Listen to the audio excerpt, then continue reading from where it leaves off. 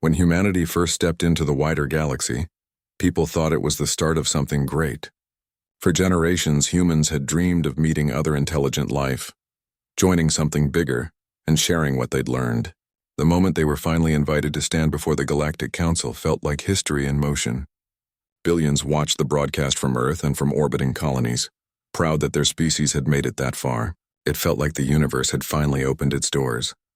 But dreams rarely unfold the way people expect. What was supposed to be a partnership soon turned into judgment.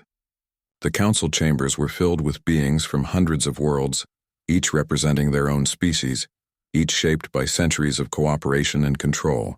They were old, careful, and bound by traditions that had existed long before humans even reached the stars. When they looked at humanity, they didn't see potential. They saw danger.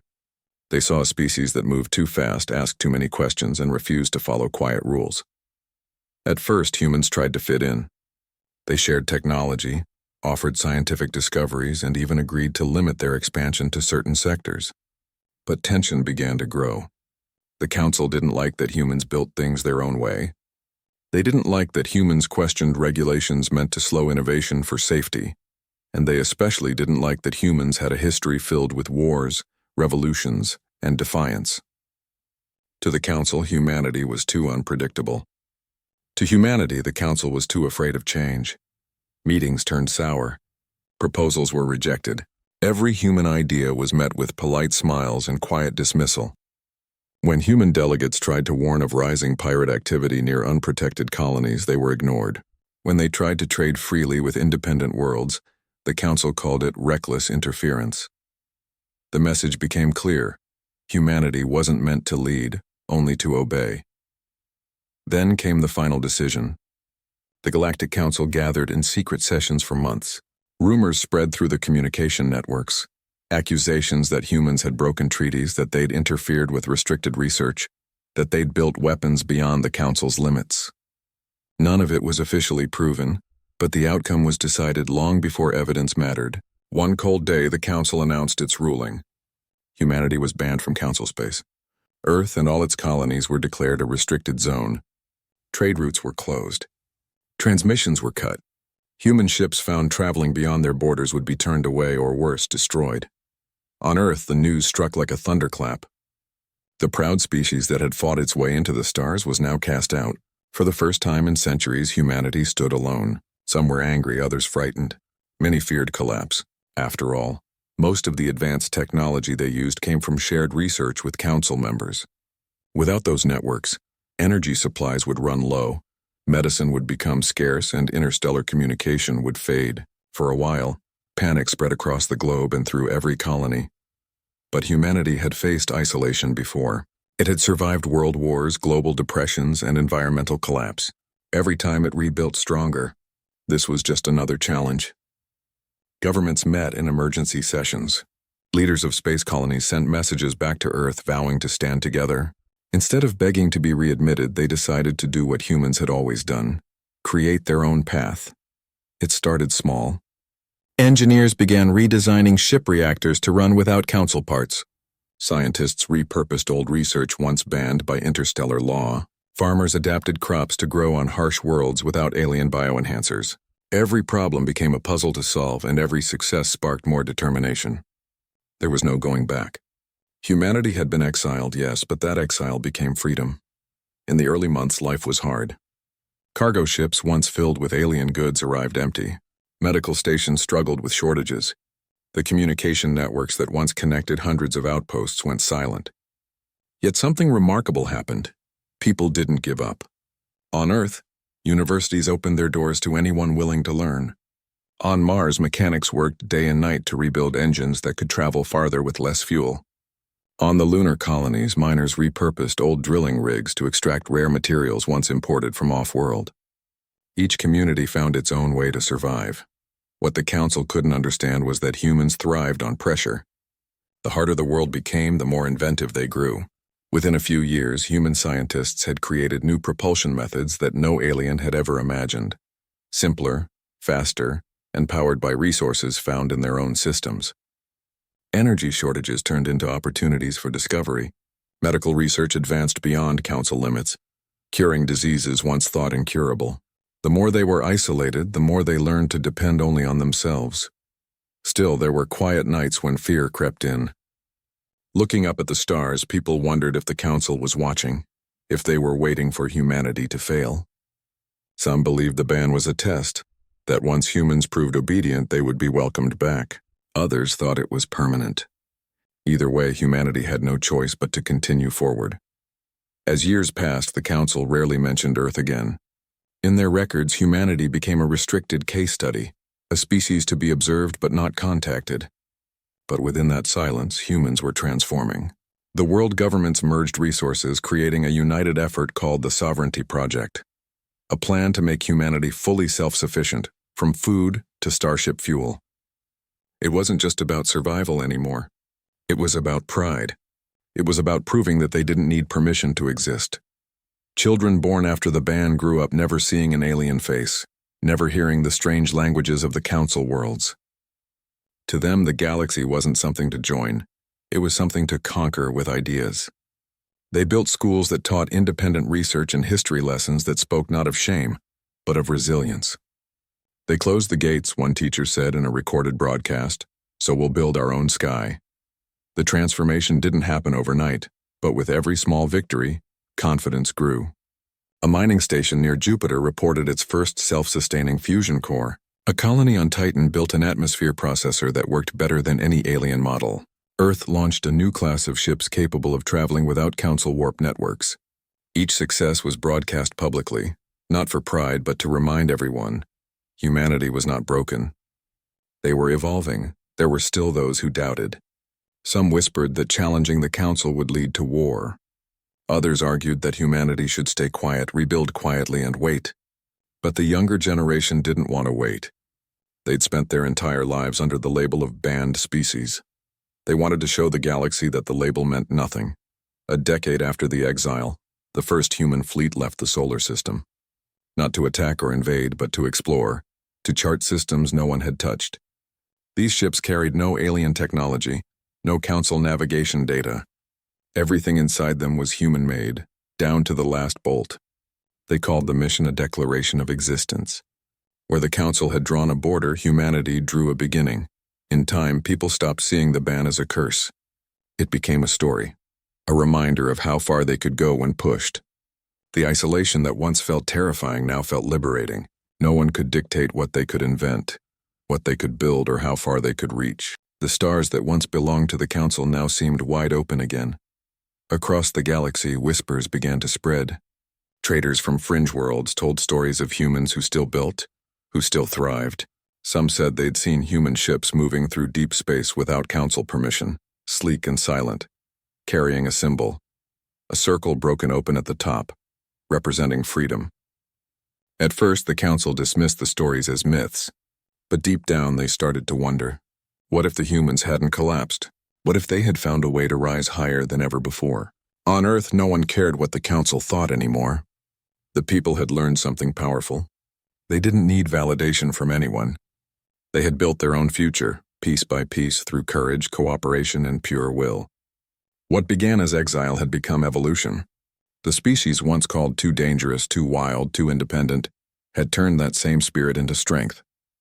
By the end of the first 20 years, humanity had changed forever. The Council's ban had closed one chapter, but it had opened another, one written by human hands alone. The stars still shone above them, cold and distant, but this time they no longer waited for permission to reach them. They would go on their own terms, carrying the one lesson the galaxy had never understood. When you try to cage humanity, you only teach them how to build wings. After the ban, the universe grew quiet around humanity. The old communication channels that once buzzed with alien languages went dark one by one. No messages, no trade signals, no shared updates from the Galactic Council. It was as if a great wall had been built around Earth and every colony.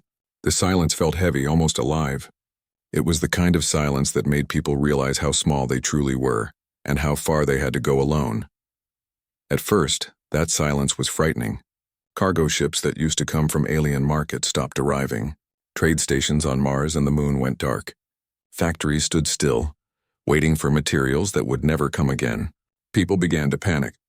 There were protests, arguments, and desperate voices calling for a return to the old order. Many believed humanity couldn't survive without the Council's technology and trade networks. Some even suggested sending messages to beg for forgiveness, but those messages never came. The Council had made it clear, no more contact. Humanity wasn't worth the risk. They had been labeled a dangerous species, too unpredictable to trust. The galaxy had turned its back on them. Then something began to shift. Instead of collapsing, people started adapting. Engineers, scientists, and workers began to fill the silence with action. Every lab, every hangar, every workshop became alive again, not with alien guidance, but with pure human effort. People stopped waiting for others to save them and began saving themselves. Old designs were pulled out of archives. Blueprints once rejected by the Council as too unstable were re-examined. Humans began experimenting again, pushing limits without fear of alien judgment. The Council had called them reckless, but in truth, that same recklessness was what made humans unstoppable. On Earth, the global governments merged their resources under one shared goal, the Human Sovereignty Project. It wasn't about revenge, it was about survival and independence. The project's message spread across every city and colony. We will stand on our own. Those words became a promise, whispered in factories, painted on walls, and repeated in every broadcast. In the following years, Earth changed. It became a world of constant creation. Every scientist worked twice as hard. Every student studied twice as long. Factories that once depended on alien parts now built everything from scratch. The old Council reactors were replaced with new designs powered by human-engineered fusion cores. Energy shortages turned into a wave of innovation. Humanity was learning to live without the galaxy's permission. Out in space, the colonies had it even harder. The Mars settlements were cut off from crucial supplies. Food became scarce, oxygen systems began to fail, and communication with Earth was unstable. But instead of giving up, the colonists worked together. They learned to grow food in harsh soil using recycled nutrients. Engineers built small makeshift reactors using leftover parts. Every problem they solved became a symbol of resilience. They had no help, yet they endured. On the lunar bases, workers who once mined rare metals for alien trade began using the same resources to build ships, human ships, designed without a single piece of alien code. They were rough, imperfect, and untested, but they flew. And for humanity, that was enough. Years passed. The silence that once felt like punishment began to feel different. It became peace. Without the constant control of the Council, humans were free to think as they pleased, free to invent, to fail, and to try again. There were no committees to restrict creativity, no endless debates to slow progress. The only rules were their own. People started to see beauty in their struggle. On clear nights when the stars shone bright, those on Earth would look up and whisper, "We'll get there again, our way this time." The younger generation, born after the ban, didn't even remember the old days of the Council. To them, the galaxy wasn't something lost. It was something waiting to be rediscovered. Scientists from all corners of the world began working on a single dream: to build a new kind of faster-than-light engine, one that didn't rely on the Council's ancient networks. The Council believed humans couldn't do it without their help. That belief only motivated humanity more. Every failure became a lesson. Every small success a celebration. Entire research stations were built around the idea of breaking free completely, from dependency, from control, from limitation. There were moments of despair, of course. Supply shortages, power failures, and even accidents that cost lives. But humanity had faced worse on its own world before. Each tragedy reminded them of what they were fighting for. They weren't just trying to survive, they were proving that they could define their own destiny. In those quiet years, something deeper also changed.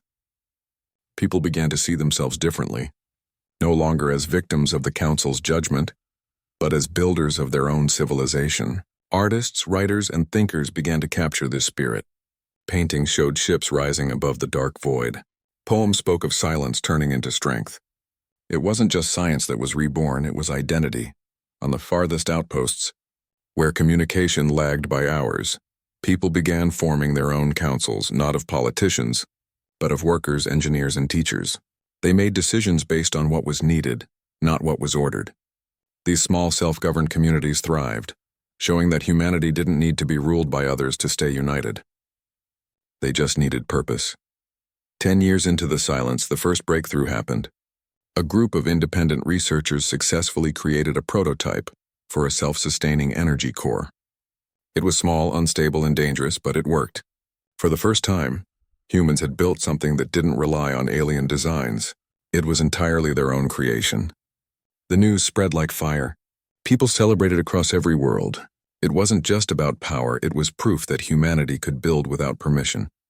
Soon more discoveries followed. A new communication system, stronger and faster than the Council's version. A medical device that could heal damaged cells in ways alien medicine never considered. One by one, humanity began to rebuild everything that was taken from them, but better. The silence had forced them to look inward, and in doing so, they found something the Council never understood. Human creativity had no limits. By the 20th year, human space no longer looked broken. Cities on Earth glowed with new power grids that never ran out of energy. Mars had become fully self-sustaining, with green domes stretching across its red horizon. The Moon had turned into a hub for ship construction. Massive starships began taking shape, not copies of alien designs, but something entirely new, built with human hands, powered by human ideas. The Galactic Council, watching from afar, didn't understand what they were seeing. Their sensors picked up signals from human space that shouldn't exist. New types of energy, faster ship launches, strange communication frequencies. They had expected humanity to fade into obscurity, but instead, they were rising, quietly, steadily. Without a single word to the outside galaxy, the years of silence had done what no cooperation ever could. They had united humanity completely. Old rivalries between nations faded. Boundaries became meaningless. Everyone was working toward one vision: independence. Humanity had turned its punishment into progress. One night, in a quiet corner of Earth, an old engineer stood on a balcony and watched the stars. He had lived long enough to see the Council's rejection and the long silence that followed. He smiled softly as he watched the faint light of a ship ascending through the atmosphere, leaving a trail of silver behind. "They thought silence would stop us," he murmured. They never understood. Humans talk through creation. By the 30th year, silence was no longer isolation. It was peace. The galaxy might have forgotten humanity, but humanity had rediscovered itself. In those quiet years, they didn't just survive, they prepared. For the first time in history, Earth and its colonies were fully independent, self-powered, and self-reliant. Every human born in that age carried the same belief: no one could ban them from the stars forever. The silence had become their teacher, shaping them into something new, something stronger. They didn't need the Council's approval. They didn't need alien technology. They had something far greater: willpower.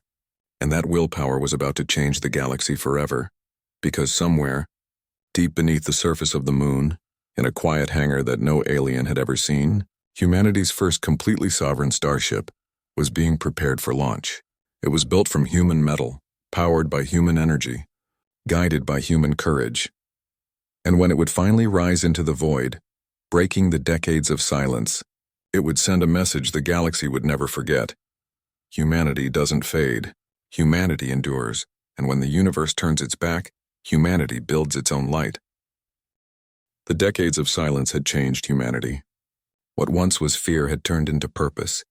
The generations born after the Council's ban had never seen alien ships or heard alien voices. To them, the galaxy wasn't a closed door anymore. It was a challenge waiting to be faced. They didn't see themselves as outcasts. They saw themselves as pioneers. Earth had transformed. Cities gleamed brighter than ever before, powered by energy sources that no alien civilization had ever imagined. From orbit, the planet looked like a living network of light. The Moon had become a factory world, building ships day and night. Mars was now green in places, with patches of vegetation inside vast domes that glowed under artificial sunlight. Humanity wasn't struggling anymore, they were creating. The first true moment of change came when one of the deep space scanners detected something incredible. A signal, one not from the Council's old network, but from a human-made beacon far beyond the solar system. It was a message sent by an exploration team that had used the new human-built engines. They had reached another star system, not by following alien routes, but through their own design. That signal marked the beginning of something new. Humanity had officially stepped beyond the boundaries the Council once drew for them. The message they sent back to Earth was simple. We made it. Those 3 words spread across every colony, every outpost, every screen. People stopped what they were doing to listen. Some cried, others cheered. Humanity had done what the galaxy said was impossible. They had crossed the stars on their own. Soon after, the human sovereignty was born. It wasn't a government like the old ones. It wasn't ruled by politicians or generals. It was an agreement, a promise shared by every world under human control. It declared that humanity would never again depend on any alien system, any foreign approval, or any council's permission. They would stand as their own civilization, free and united. The symbol of the sovereignty was a broken circle, open at the top, representing humanity's journey beyond the walls others had built for them. This new era didn't come quietly. There were disagreements, of course. Some feared that declaring independence would bring the Council's attention again, maybe even war. Others said it was necessary, that hiding forever would mean losing what made them human. But the decision was made not by force but by will. Billions voted across planets and stations, and the choice was almost unanimous. Humanity had already been living as a sovereign people. It was time to say it aloud. After the declaration, a wave of change spread faster than anyone expected. Every research lab, every academy, every engineering base began working toward a shared vision. To build a true human starfleet. Not just ships for trade or travel, but vessels capable of protecting their newfound independence. Humanity didn't want to conquer. They just wanted to make sure no one could take their freedom away again. In the orbital shipyards above the moon, workers labored in silence, piecing together something enormous, a flagship designed to carry humanity's banner into the stars. It wasn't built like alien ships with smooth, curving hulls. It was angular, strong, and practical. Every line of its structure meant for endurance. Every bolt, every circuit was human-made. When it was finally complete, it stood as a monument to everything the species had become, a symbol of self-reliance. The day it launched, people across the solar system watched the live broadcast. On screens from Earth to Mars, the sight of that colossal ship rising against the black of space brought tears to millions of eyes. The announcer's voice trembled with pride as he said, "For the first time in our history, we sailed the stars by our own light." That launch was more than a technological moment. It was emotional. It proved that the years of isolation had not broken them. They had made them stronger. Humanity had not only survived the ban, they had outgrown it. Soon the sovereignty began sending fleets into deep space. They established new colonies, not under council permission, but by human choice. These worlds were built with care, respecting the balance of nature, learning from the mistakes of Earth past. The people who settled them weren't conquerors, they were builders, explorers, dreamers. They carried with them the stories of the years of silence and the spirit of independence. Each new colony was like a spark in the darkness. And soon, the black void between stars began to fill with the faint light of human life.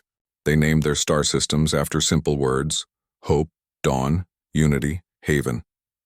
Every name carried meaning, a reminder of what they had fought to achieve. But not everyone in the galaxy stayed silent. The Galactic Council eventually noticed. Distant sensors picked up strange readings from the edge of human space, signals that didn't match any known technology. When they traced the patterns, they found the source: human ships. The same species they had exiled was now spreading faster than ever before, and doing it without their help. In the Council's great halls, confusion spread. How could humanity have advanced so far without guidance? Their experts studied human transmissions but couldn't understand the designs. The technology was different, unpredictable, almost alien to them. The Council had thought humans would fall into chaos. Instead, they had built something the galaxy had never seen: a civilization born from exile. Meanwhile, inside human space, people weren't thinking about the Council at all. They were focused on building, learning, and exploring. For them, the Council had become a distant memory, a story told to children about a time when humanity was not yet free.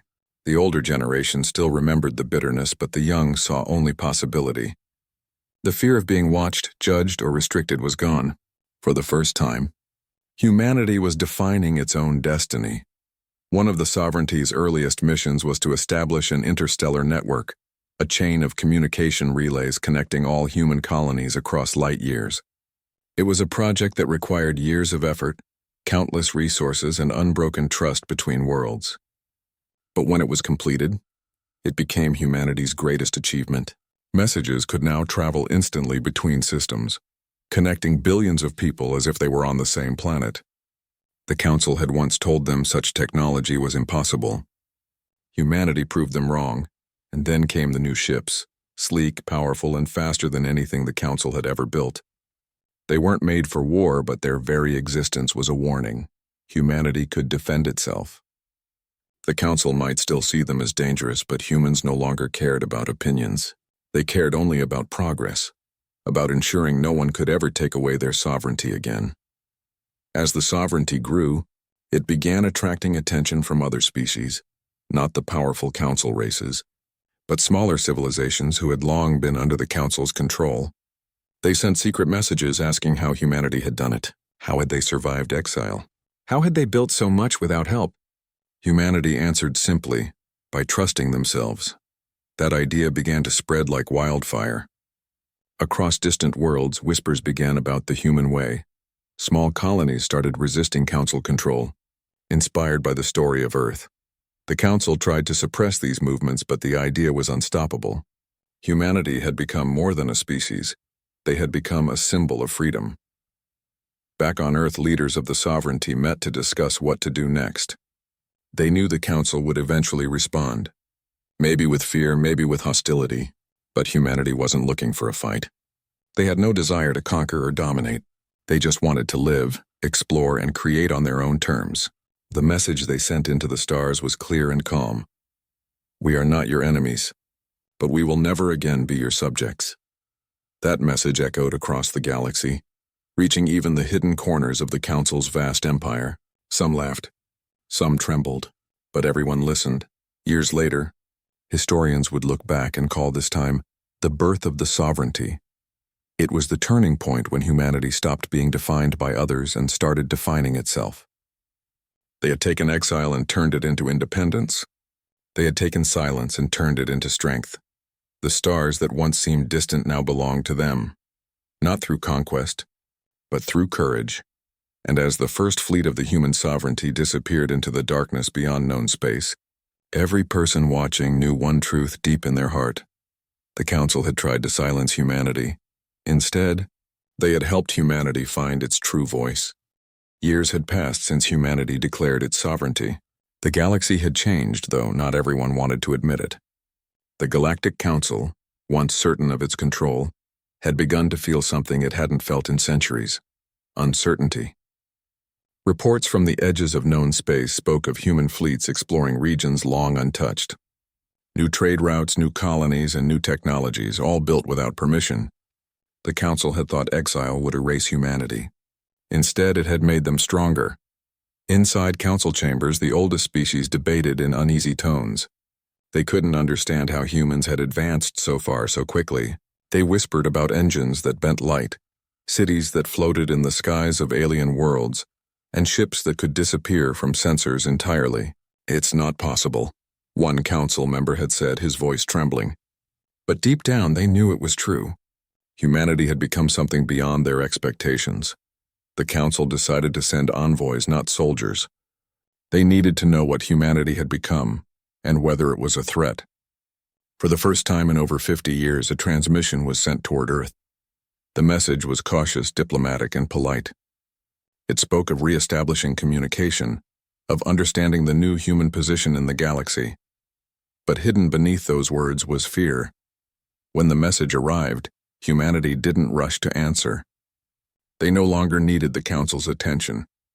The human sovereignty had its own fleets, its own colonies, and its own alliances with smaller independent worlds. Yet after long discussion, the leaders agreed to reply, not to seek approval, but to show who they had become. The reply was short, calm, and confident. It welcomed dialogue, but made something very clear: humanity was not returning to the old system. They would talk as equals, not as a species under control. That was the beginning of a new kind of diplomacy, one where humanity no longer asked for a seat at someone else's table. They built their own. When the first meeting finally took place, it wasn't held in the Council chambers. It happened on neutral ground, a newly constructed human space station orbiting a distant star. The station was called Haven, and it was unlike anything the galaxy had seen. Its walls shimmered with transparent metal, powered entirely by clean energy drawn from the surrounding nebula. Every corridor was lined with human-made art, showing scenes from Earth's history. The first flight, the moon landing, the building of Mars colonies, and the great ships that rose after the ban. It was both a home and a message. This is who we are. When the council envoys arrived, they were met with warmth but not submission. Human diplomats greeted them with polite smiles and open hands, but behind those gestures stood quiet power. The envoys could feel it, the confidence of a species that no longer feared being judged. The humans didn't look desperate for acceptance. They looked like equals, maybe even more than equals. One of the envoys asked why the humans had agreed to meet after all these years. The human representative answered simply, "Because we believe in cooperation, not control. But cooperation must come with respect." Those words echoed through the chamber like a quiet thunder. The envoys understood then. Humanity hadn't come to apologize or to negotiate for forgiveness. They had come to set new terms for how the galaxy worked. In the months that followed, a new relationship began to form. The council learned that the sovereignty wasn't a single government, but a network of self-governed worlds. Each planet had its own culture, its own way of living, yet all shared the same principles: freedom, creativity, and unity. It was something the council had never seen before. Their systems were built on hierarchy and obedience. Humanity's was built on trust and innovation. The first trade agreements were signed cautiously. Small exchanges at first, medical supplies, minerals, information. But each trade revealed something deeper. Human technology was advancing faster than anyone expected. Their reactors were more efficient, their engines cleaner, and their communication systems faster. The council's scientists tried to study it, but they couldn't replicate it. Human design seemed to grow from intuition, not rules. As one alien scholar said, they don't build like we do. They build like they feel. It wasn't long before other species began noticing. Worlds that had long lived under the council's control started reaching out to humanity. Some sought trade, others guidance. Humanity didn't turn them away. They opened their docks and shared what they could. Knowledge, not dominance. They didn't seek to replace the council. They wanted to show another way. And that idea was powerful. For the first time in galactic history, the balance of power began to shift without a single battle being fought. Humanity wasn't expanding by force, they were expanding through example. Their ships brought medicine, technology, and education. Their presence brought hope. And wherever they went, people began to ask the same question. If humans could rise after being banned, why couldn't they? Back on Earth, people watched these changes with quiet pride. The old wounds of exile had healed into strength. The human sovereignty had proven itself. No longer was humanity seen as reckless or dangerous. They were innovators, protectors, and dreamers. Still, they remained cautious. They knew how fragile peace could be. History had taught them that power, if used carelessly, could destroy everything. So when smaller species sought their protection, humanity offered guidance instead of control. They helped others build self-sustaining systems, teaching them to stand on their own. "We will not rule you," one human leader said during a speech broadcast across multiple worlds. "We will walk beside you." Those words became the heart of the new diplomacy. The belief that leadership wasn't about domination, but about empowering others. The council tried to resist at first. They passed new laws to limit human trade, to isolate them once again. But it didn't work. Too many worlds now depended on the sovereignty's networks. Too many lives had improved because of human innovation. Slowly, even the council's allies began to question their authority. The humans never mocked or threatened them. Instead, they kept building bridges. They invited the council's younger members to visit human worlds, to see what freedom could look like.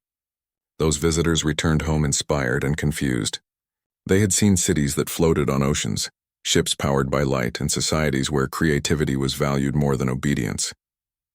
They began asking their own governments why such things weren't possible under council rule. As humanity's influence spread, the galaxy began to change. Borders that had once seemed permanent started to blur. Old rivalries faded as trade routes opened under the sovereignty's guidance.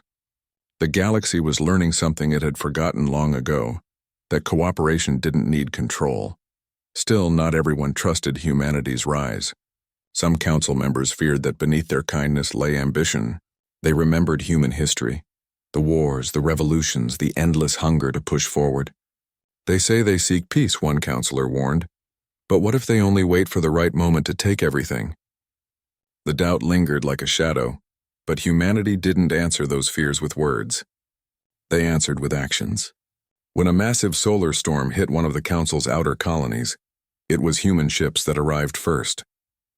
They repaired damaged power systems, rescued stranded civilians, and left without asking for reward. They didn't stay for recognition. They stayed because it was right. That single act changed everything.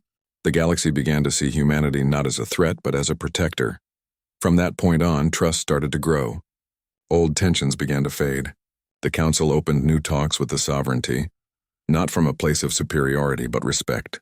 Humanity's representatives met them calmly, with quiet confidence. "We are not what we were," one diplomat said during a historic meeting. "You feared what we might become. Now see what we have chosen to be." That moment marked a turning point for the entire galaxy. The band that once divided them became the foundation of something greater. The sovereignty wasn't just humanity's creation. It was a new way of life for all who wished to live freely.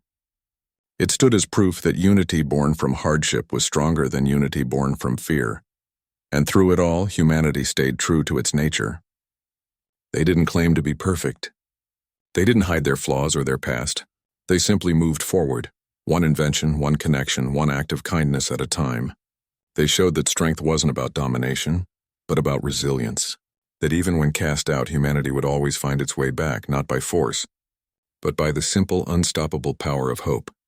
Years later, when historians looked back, they said this era was the moment humanity truly re-entered the galaxy. Not as outcasts, not as rebels, but as equals. The council had once banned them to silence their spirit, but now their voice echoed louder than ever. Not in anger, but in understanding, because humanity had learned the greatest lesson of all. Respect can't be demanded. It has to be earned. And they had earned it, not through war, but through the quiet, steady strength of what they always were. Builders, dreamers, and believers in a better tomorrow. The galaxy had entered a new age. Trade was open, peace was spreading, and the fear that once surrounded humanity had started to fade. But even in this time of calm, tension quietly built beneath the surface. The old powers of the Galactic Council still felt uneasy. They had watched humanity grow stronger, build alliances, and create miracles from nothing. To them, this new balance felt fragile, too fragile to last. Some of the Council's oldest species couldn't accept the idea of humans as equals. They remembered the chaos of Earth's early years, the conflicts, the unpredictability. To them, humans were still a risk, too emotional, too bold, too willing to challenge the rules of the galaxy. And in their fear, they began to plot. It started quietly. Small policies, new trade restrictions, hidden whispers behind closed doors. They told themselves it was for safety, to prevent another incident. But deep down, they wanted control again. They missed the old order, where the Council's word was law and every species obeyed. Humanity had broken that system, and some still couldn't forgive them for it. In the sovereignty, people began to notice the signs. Shipments delayed, communications disrupted, agreements ignored. The message was subtle but clear. The Council wanted to remind humanity who still held influence. For a while, the sovereignty tried to stay patient. They sent envoys, asked questions, and tried to resolve matters peacefully. But the silence that came back was louder than any answer. Then came the breaking point. One day, a small human colony near the edge of sovereignty space went dark. It wasn't attacked by pirates or destroyed by accident. The evidence showed it was blockaded by Council ships. The Council claimed it was a quarantine, saying the colony had violated interstellar laws by trading restricted materials. But the truth was different. They were testing humanity's reaction. They wanted to see if humans would bow again or fight. When the news reached the sovereignty, a storm swept through every human world. Anger, disbelief, and determination. For years, humanity had built peace through patience and cooperation, but now that patience was wearing thin. The sovereignty's leaders met in emergency session. Some called for calm, others for confrontation. And through it all, one voice rose above the rest. "We will not go to war. but we will not kneel. It was a promise, not a threat. The sovereignty deployed rescue fleets, not warships, but humanitarian vessels. They moved toward the blockaded colony carrying food, medicine, and communication equipment. Every ship broadcast the same message across the stars. We come to aid our people. We seek no conflict, the whole galaxy watched. Cameras from dozens of species transmitted the event live. The Council fleets received the message and did not respond. For hours, both sides floated in silence across the void. The humans waited. The Council ships held their line. And then, without warning, one of the Council's captains opened fire, not to destroy, but to warn. A beam of energy cut across space, narrowly missing a human supply ship. The humans didn't return fire. They simply stayed their course, shields raised, continuing their mission. It was an act of bravery that no one expected. That moment changed everything. Across the galaxy, people began to question who was right. The Council claimed it was defending order. The humans proved they were defending lives. The footage of those unarmed vessels glowing with light against the darkness spread faster than any official broadcast. Every civilization, every citizen saw what happened. And for the first time, many realized who truly represented peace. The Council was losing control, not through force, but through truth. Under pressure from public outrage, the Council ordered a retreat. They called the blockade a miscommunication, but the damage was already done. The illusion of moral superiority that the Council had held for centuries was shattered. The galaxy had seen that humanity stood for something real. They weren't perfect, but they were sincere, and that sincerity inspired others. Within weeks, dozens of independent worlds sent messages to the sovereignty. They wanted to join, to cooperate, to learn. Humanity welcomed them, not as followers, but as partners. The sovereignty began to grow faster than ever before, no longer seen as a rebellion, but as a symbol of freedom. The more the Council tried to contain them, the more their influence spread. Yet even in this victory, humanity stayed careful. They remembered what pride could do. They didn't build monuments or boast about what they'd achieved. They focused on rebuilding the colony, comforting the survivors, and restoring what was lost.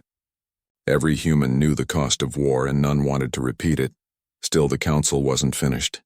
Inside its chambers, the oldest members argued endlessly. Some demanded retaliation, others wanted peace. But slowly, a new generation of Council leaders began to rise.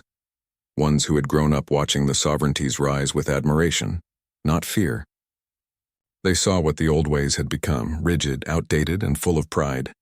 The younger delegates began to speak softly, saying, "Maybe it's time we learn from them." That shift, quiet and slow, became the true turning point of the galaxy. Meanwhile, in the sovereignty, something remarkable was happening. The once isolated human colonies were thriving, not just technologically, but culturally. They built cities that blended art and science, nature and technology. Every world had its own personality, its own rhythm, yet all were connected through shared principles of respect and freedom. The humans didn't just rebuild civilization, they redefined it. Visitors from alien worlds were welcomed to live and learn there. They saw children of different species playing together, scientists from different worlds working side by side, and governments run not by greed but by transparency. The sovereignty had become more than a nation, it was an idea. And that idea was spreading faster than any fleet. But change always comes with resistance. A faction inside the Council, made up of the most conservative and powerful members, saw this as a direct threat. They believed the sovereignty was destroying everything the galaxy had built. "They smile now," one of them said in a broadcast, "but when they have enough power, they'll do what all humans do, they'll conquer." It was propaganda, but it spread fear among some older worlds. The sovereignty responded not with threats but with proof. They invited the Council to send observers to their worlds, scientists, journalists, even soldiers, to see the truth with their own eyes. Most refused, but a few accepted, and what they saw changed them forever. They saw hospitals that treated all species equally, schools teaching galactic history from every culture's view, energy systems that harmed no planet, and people, human and alien, working not because they had to, but because they wanted to. It wasn't perfect, but it was hopeful. When those observers returned, they couldn't deny what they had witnessed. The galaxy began to shift again, not by decree, but by inspiration.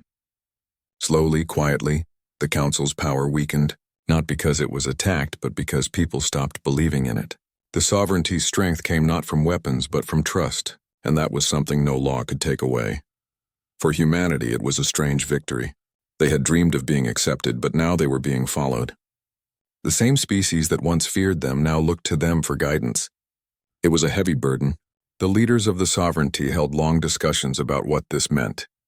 One of them said, "If we ever start to act like the Council did, we'll have failed everything we built." Everyone agreed. Power wasn't what they wanted. Purpose was. Then, in an unexpected gesture, a young council delegate made history. During a public assembly, she stood before the chamber and said, "We once banned them out of fear.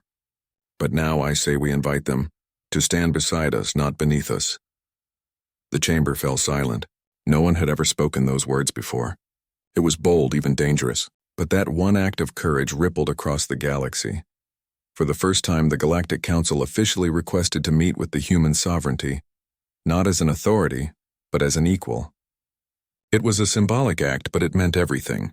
The galaxy was finally ready to face its mistakes. The two sides agreed to a summit, one that would determine the future of interstellar unity. As the meeting approached, people across the galaxy watched and waited. Some feared another conflict, others hoped for peace. And through it all, humanity prepared, not with armies, but with ambassadors, engineers, and dreamers. They didn't plan to win anything. They planned to build something that would last. When the summit began, it wasn't filled with speeches of power or control. It began with silence, a shared acknowledgement of everything that had been lost and learned. Then one by one voices rose. From both sides, apologies were made. Promises were renewed. And slowly, the walls that had once divided the galaxy began to crumble. The turning point wasn't a battle. It wasn't a victory shouted through the stars.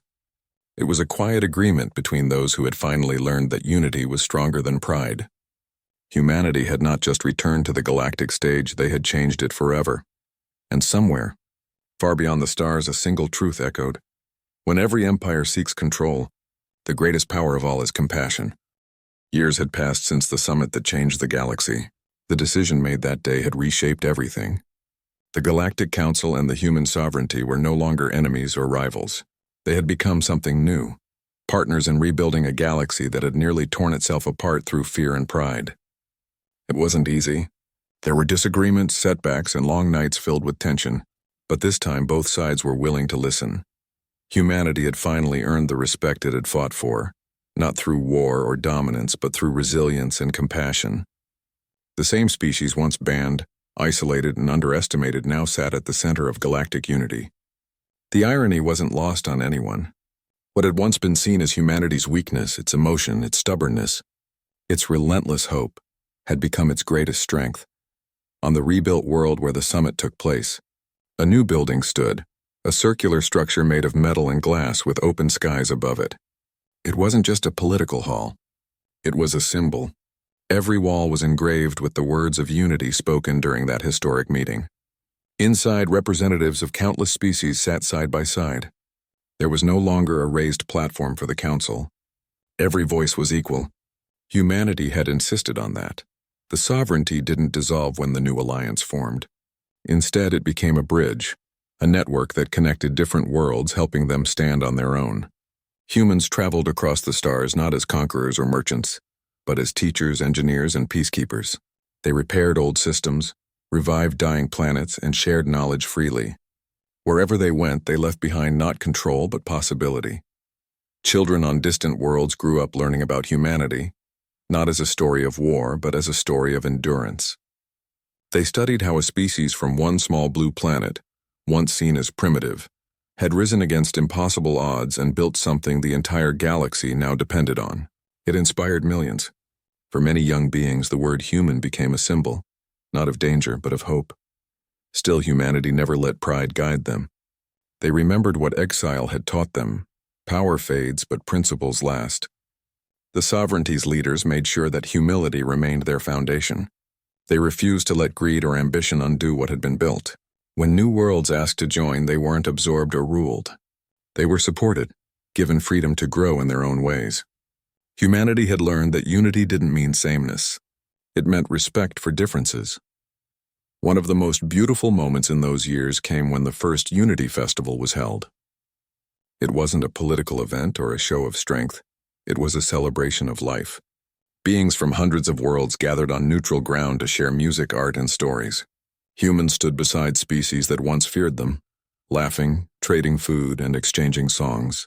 No one needed translation devices that day. Understanding came naturally. The galaxy had changed, but beneath the peace and celebration there was still work to be done. The galaxy was vast, and not every corner had joined this new alliance. Some regions remained isolated, distrustful, or scarred by the wars of the past. Humanity didn't forget them.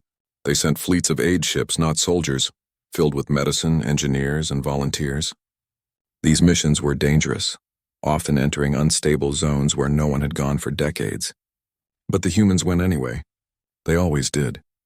It was during one of those missions that a remarkable discovery was made. Deep within the ruins of an old star system, explorers found a derelict structure, ancient, older than any known civilization. Inside were records from a time before the Council, before the known Galactic Order. Those records told a strange story of another species long gone that had once faced the same choice, unity or destruction. They had failed. Their empire collapsed under its own arrogance. And in their last messages, they left a warning for whoever came next. When humanity studied those records, they didn't keep the discovery secret. They shared it with everyone. "This is what we must never become," one human leader said as the message was broadcast across the galaxy. "Let this be a reminder that no species is too wise or too powerful to fall." Those words were remembered for generations. Over time, humanity became known not just for its technology or courage, but for its honesty. They didn't pretend to be perfect. They admitted their mistakes and kept learning. They showed that true strength wasn't about never failing. It was about rising again every single time. Decades passed and humanity continued to evolve. Their colonies stretched across hundreds of worlds, yet they still called Earth their home, the place where everything began. It was treated with deep respect, not as a monument of power, but as a living symbol of origin. People from every world visited Earth to walk its forests, see its oceans, and understand where the human story had started. Some even said that standing on Earth felt like standing inside a legend. The galaxy had changed so much that it was hard to believe there was ever a time when humans were banned. The Council itself had transformed. It no longer ruled, it guided. Its members were chosen through open elections across multiple species, including humans. The new system was built on shared knowledge, not hierarchy. Humanity's ideas about fairness and balance had reshaped it completely. Of course, challenges never disappeared. Conflicts still arose between planets, between corporations, between ideas. But now there was a structure strong enough to handle them without war. The sovereignty's mediation teams became famous for resolving crises before they exploded. They brought dialogue where others brought weapons. The phrase, "send the humans," became a saying among distant colonies whenever peace seemed impossible. Because people trusted them, and that trust was humanity's greatest achievement. Generations later, when the first human-born alien hybrid became a council ambassador, it symbolized just how deeply the galaxy had changed. No one questioned her heritage or loyalty. To them, she was simply a being of the stars, a child of unity. When she spoke, her voice carried not just the words of one species, but the dreams of many. In time, humanity's story became something taught not in history books, but in hearts. It wasn't just about survival, it was about what survival meant. About courage that refuses to die, compassion that refuses to fade, and hope that refuses to be silenced. The very traits that once made humans unpredictable were now what made them indispensable, and yet humanity never stopped dreaming. Their scientists looked beyond the known galaxy, seeking new frontiers. They built ships that could travel farther than any before, engines that could fold light, and probes that could send data from galaxies millions of light years away. Some said they were chasing mystery again, just as they always had. Maybe that was what made them truly human, the endless hunger to explore, to know, to understand. One day, long after the Great Summit, a monument was built, not to honor a war, but a choice. It stood on a quiet moon near the edge of sovereignty space carved from silver and black stone. It bore no statues or flags, only words, banned once but never broken, fallen once but never forgotten. Humanity stood not to rule but to remind. That unity is built by those who refuse to give up. Every year, beings from across the galaxy came to stand before it. They didn't come to worship or mourn. They came to remember what could be achieved when hope outlasts fear. As centuries turned into millennia, the human sovereignty became a legend, its story told in whispers, its lessons etched into the foundations of galactic law. Even when species evolved, merged, or changed beyond recognition, the core of humanity's message remained. Empathy is strength. Cooperation is survival. Freedom is sacred. And somewhere among the stars, a small blue planet still spun quietly around its sun. Its oceans shimmered. Its skies were full of birds, and its people, those who remained, still looked up at the night sky with the same old question in their hearts. What's next? Because that was humanity's legacy. Not the ships or the technology, not the alliances or monuments, but the spirit, the unyielding belief that no matter how dark the universe becomes, light can always be found or built by those who dare to believe. Even after ages passed and the stars themselves changed, travelers still carried one simple phrase, passed down from the humans who started it all, a phrase that defined an entire civilization. When the universe turned away, humanity didn't fade. They stood, they built, and they became the light. And that light never went out.